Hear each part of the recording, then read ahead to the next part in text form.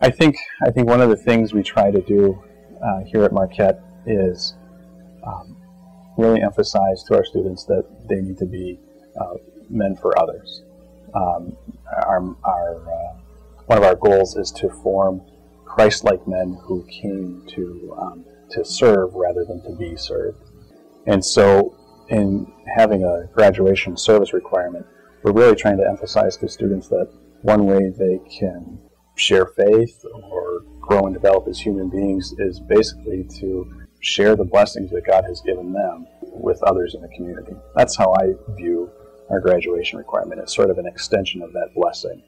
And so we go out and we serve God by serving others. And in doing that, we hope that it makes us more aware of the needs of our community and of our world. It's a way to share the gospel message of love and service, and hopefully helps us become better individuals. Well, I think purpose of service, first and foremost, is it's something I think we're called to do. That's part of the Jesuit identity. That's, not only are you trying to develop leaders, but you're trying to develop people who are going to be able to aid society, to benefit society.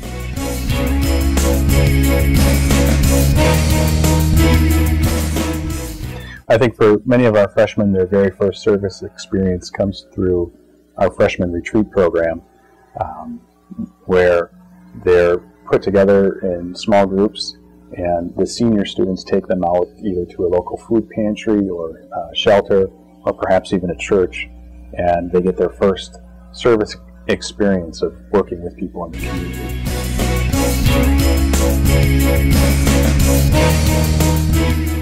During sophomore year, the students complete 12 hours of service each semester. We break them up into what we call core service and support service.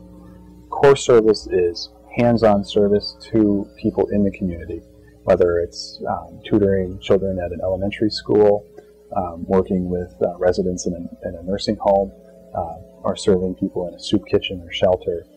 It's, like we say, hands-on direct service. So they complete 8 hours of that core service each semester during their sophomore year.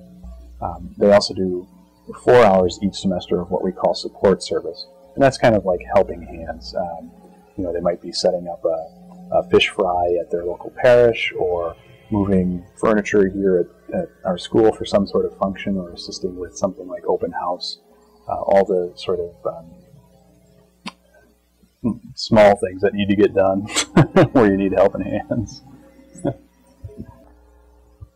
You really get out of your comfort zone, especially sophomore year, and even the freshman retreat experience, although that's just a little taste. You really start getting it sophomore year. I mean, I live out in the country, and most of the people out there, very well-to-do, successful, so I don't see, what the real problems are in the community. And so coming here to Marquette High and being able to go out in the community, see those problems, and offer my time to them has really helped me grow as a person. You really learn a lot about yourself when you're devoting your time to other people.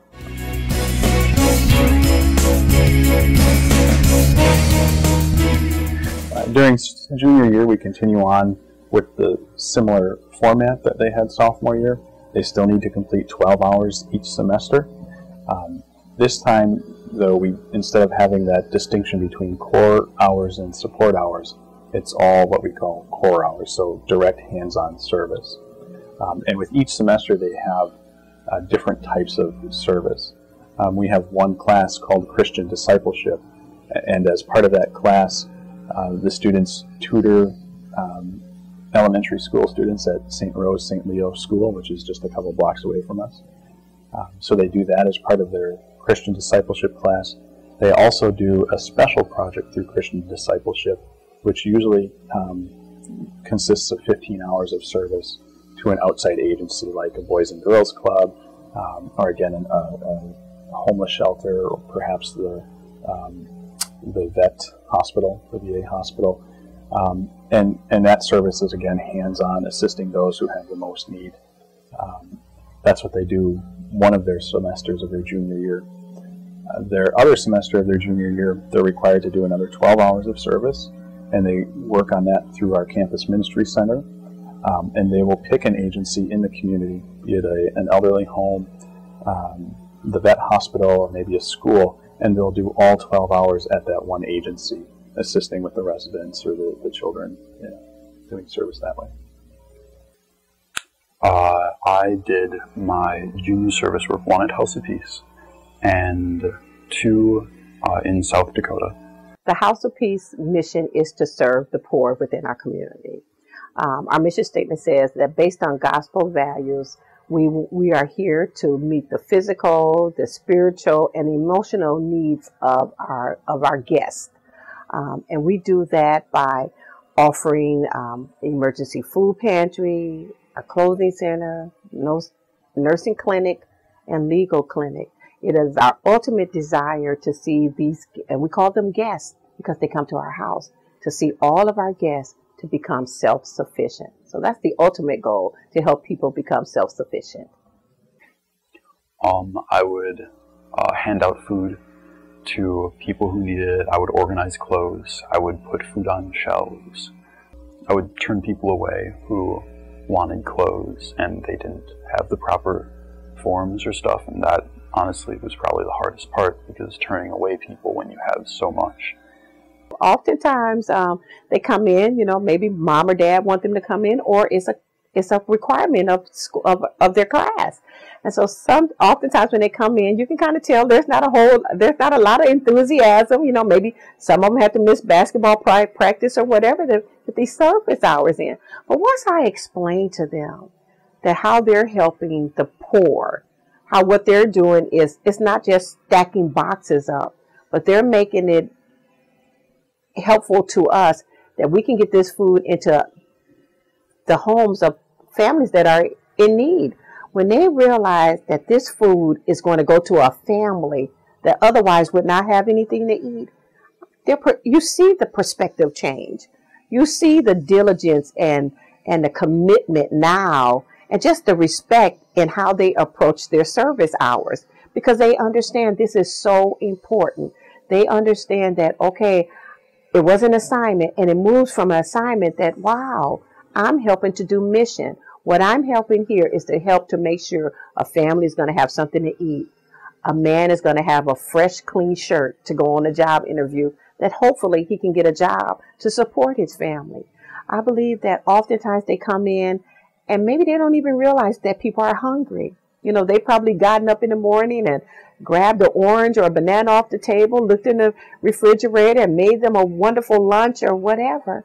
But when they get here and they realize, wow, if it wasn't for the emergency food pantry, people wouldn't eat. You see that light bulb moment happen with these young men, that they realize, I'm doing something very significant to help people who are hungry in our community, and help people who are sometimes homeless in our community, and to help those people who are jobless in our community. The small thing that I've done hopefully will make a big difference in the lives of the poor. Well, I live in the North Shore, and it's predominantly white and about the same social and economic status of everyone. So it's like a little world, and I really wanted to get out of that world, because it's a big world out there, and I felt like I was only seeing a small part of what it really was. So by going to House of Peace, I felt like I got a very different experience.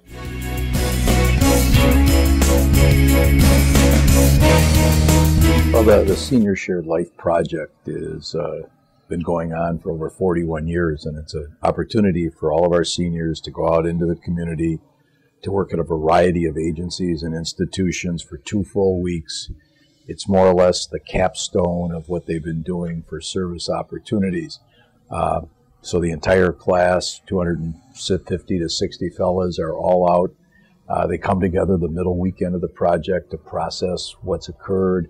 And then at the end of the project, we get feedback from each of the agencies, institutions, different schools, nursing homes, just of how the fellas did. And it's a way for our fellas to kind of see what are some societal needs, how are they going to be able down the road to help folks in the community who desperately need help. So I did my Senior Shared Life project at Milwaukee College Prep, and during both my sophomore and junior years, I had already worked there, tutored there, and it was a place I enjoyed. I enjoyed the teachers, the students. For Senior Shared Life, I spent my 2 weeks at Milwaukee College Prep, which is an elementary school just right down 35th in Lisbon. I spent my time totally devoted to a second grade class. They kind of just had me doing whatever they needed me to do.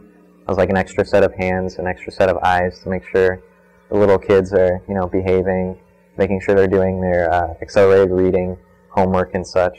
And I got time at recess with them, so I got a mix of things to do, kind of like a teacher's aide, I guess. I did my Senior Shared Life at a nursing home at Brookfield Carriage. I did everything from like paperwork to more intimate things with the residents, like talking with them, providing them company, like during the wheelchair in and out to like their meals. I talked with them. I did a lot of things, really. Just the 2 weeks just flew by. They get to know the residents on a personal level, much as you would have a relationship between a grandchild and a grandparent. And they get to see them as real people. And I've heard that phrase before. These are real people, just like us.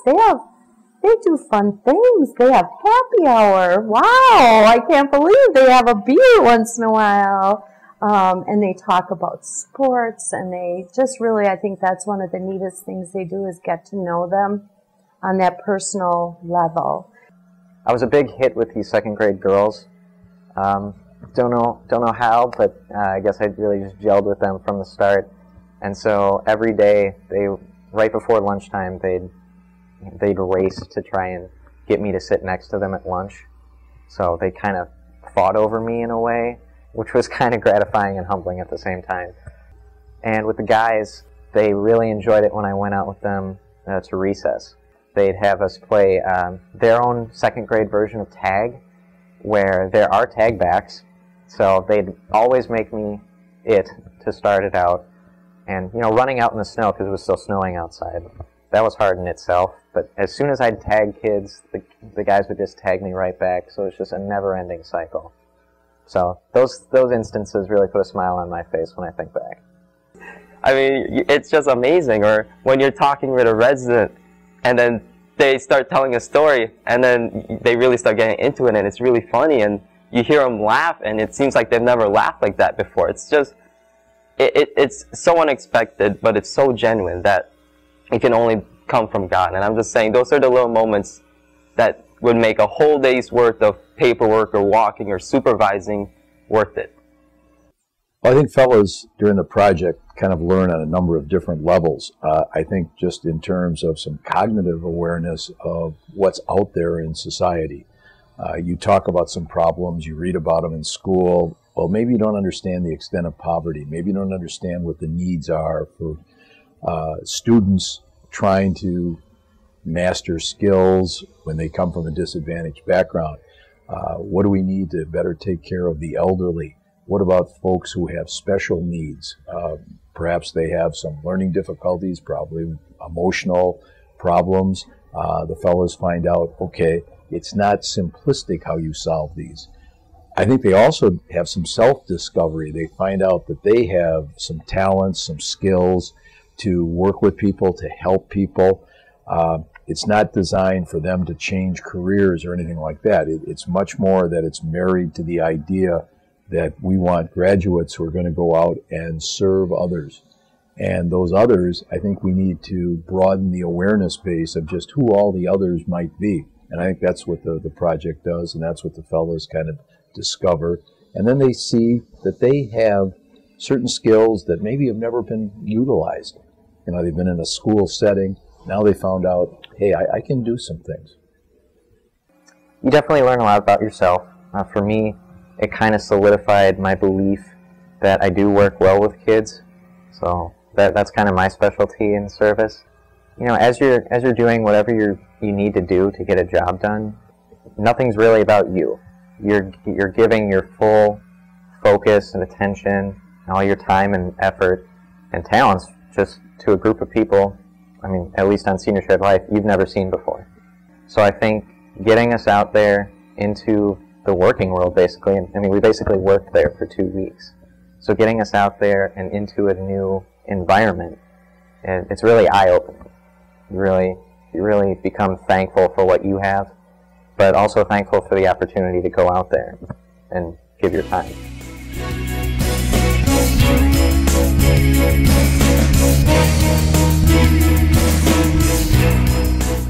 I think the thing that impresses me the most, other than the sheer amount of time that students actually spend out serving the community, is some of the work that they do as young men, 15, 16 years old, and to see them working so closely with people who are elderly or disabled, and to see the gifts that they can share with people in the community and then how it changes them.